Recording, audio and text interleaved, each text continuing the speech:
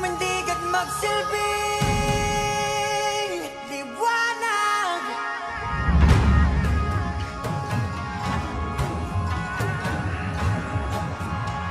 Liwanag sa dilim.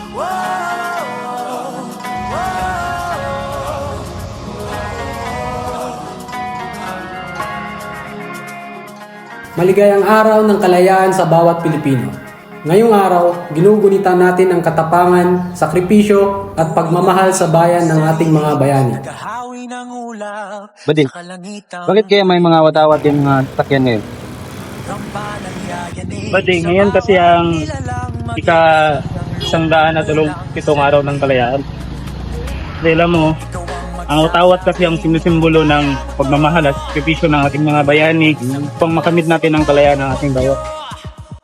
Isigaw mo sa hangin, tumindig at magsilbing liwanag. Liwanag sa dilim. Harapin mo, magiting ang bago. Bilang isang alagad ng batas at sa ating mga kapwa tagapagtaguyod ng batas, naway ipagpatuloy natin ang laban para sa isang bansang mas makatarungan, mas maunlad at mas makabayan. Isang malayang Pilipino sa bagong Pilipinas.